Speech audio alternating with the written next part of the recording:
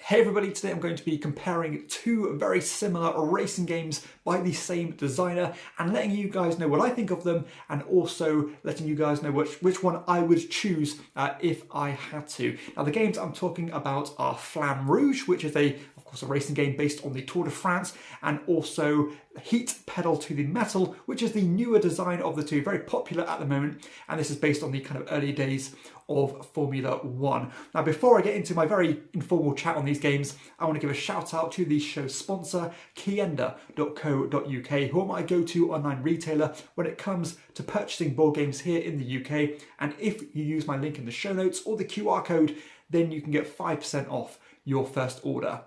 Okay, so I'm going to talk about these games quite informally. There's going to be no order here. I'm not going to go into tremendous detail. I'm just going to spitball some thoughts on them. So let's start with Flam Rouge. So I actually played Flam Rouge a long time ago when it originally came out. I was very much enamored with the game when it first came out. I really did appreciate the elegance of it, how simple those rules were, and how clever the game was tied to its thematic ties. Now, this was, a Tour de France style game, and it really did bring to the forefront that feel of a Tour de France race, especially through the use of that slipstreaming mechanism, where if your cyclist was behind another group of cyclists, you can make up the ground as you are not taking some wind resistance. You can get a lot of mileage about how you use these cards. I also love the idea that if you were ever in the front of a pack of cyclists or a peloton, then you would take these kind of exhaustion cards to represent that you are taking the brunt of that resistance. And much like a deck building game, the more you cycle through these cards, the more of those exhaustion cards you get, the worse you're going to get, because they're going to make you slower and slower and slower. It also had this great hill climbing and kind of hill rolling mechanism, where if you would spend high cards going up hills, then you would not get the maximum benefit from them because you'd get capped at a certain movement level. And the other one would be if you're going down hills and you used a very low movement card, you would get some extra momentum and move faster because of course you are using the gravity to help you. Very simple game. Some cool ideas by the fact that you would have two pieces in the game. So you'd have a roller and a sprinter. And you can actually use them to support each other. So the roller was generally a bit more well-rounded, and the sprinter had the lower value cards, but also had those really high value cards, which would burst forward when you needed to. And again, I love the way that you could utilize them with each other to share the brunt of the wind resistance, and maybe give each other a bunch of slipstreaming benefits, etc. Really well implemented. It's scaled great. You could even choose to play with like a rider each and scale up to like 8 players. Flowed very smoothly, and it just did what it did very well. Now, I think one of the things that made this game feel different to a lot of other racing games was that you would not be too rewarded, or you would not be rewarded by just going for it. You had to pace yourself, and sometimes you'll be rewarded with patience. You had to really know when it was time to flick the switch and push forward and kind of utilize your deck and know when to start taking that brunt. Because if you're in the front too much earlier in the race, again, those exhaustion cards are going to catch up with you. So yeah, I did like this game a lot. I still speak highly of it. Now, I think I did burn myself out on it a bit too quickly early because I played it a lot in short succession. That tends to be a bit of a nail in the coffin for me because I tend to like variety. But hey, it's still a really solid game, a very clean game that's a lot of fun. Now, fast forward to 2022, and Heat Pedal to the Metal comes out. So this is, of course, set in, again, I think it's like 60s era of Formula One. Now, I'm not a Formula One fan at all. I'm not a fan of cards. I'm not a petrol head, if you want to put it that way.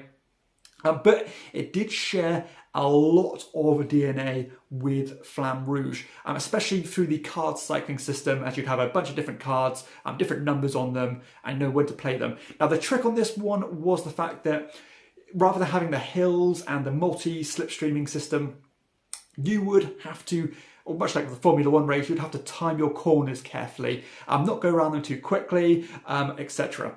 Now, there was certainly more levels here, or more layers to the gameplay here, which I actually initially was quite surprised about, because I was very much under the impression that this was a very accessible game, completely family weight, and maybe I won't dispute that fully. But I was surprised with how much is going on here because, again, there is a few more mechanisms and more rules that come into play when you go around corners. The slipstreaming mechanism, there's a few more choices in terms of the phase order, using boost cards, etc. But I do feel like the hand management and the way you use cards is a bit more interesting in Heat than it was with Flam Rouge, because in this one, rather than taking exhaustion cards, of course you wouldn't because you're in a car, you would kind of use these this deck of heat cards, and that would transfer consistently to your deck and back to that heat pile of cards. So it's a constant flow of the two rather than just stockpiling and filling up your deck. And I loved the management of this game in terms of how you manage that heat, because they're rubbish because they clog up your hand. But of course you need it at the right times because you might want to take the lead, of course. But it added this layer in terms of the gear system, which if you'd be in lower gears, you could choose to eradicate heat from your hand and put it back in the pile, ready for you to use it again on a future corner maybe.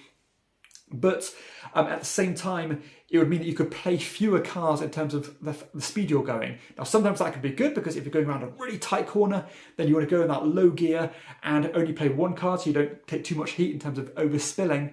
But it means that you have to, maybe in a turn or two, you have to keep filtering your way through the gears in order to get to play more cards again. So I think it ranges from like one card up to being 4 cards played at a time, and that adds a whole new wrinkle to the game on when to switch gear, when to blurt through the gears and go really fast by switching more than one gear at a time and potentially taking more heat.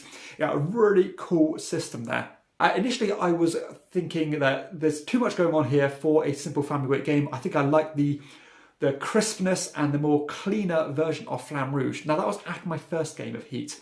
Now, after my second game of Heat, that was completely nullified. I did not feel that way anymore, and I thought that all the additional wrinkles and the extra elements of gameplay made for a much more rich and a much more interesting game.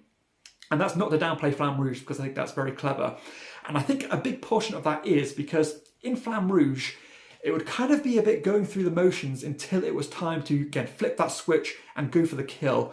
Whereas I think in Heat, you are rewarded for playing consistently well. If you have managed your hand of Heat through the first lap of the race really well, it means you've got a bit more leeway in your second lap to kind of start flowing around those corners a bit more recklessly, etc.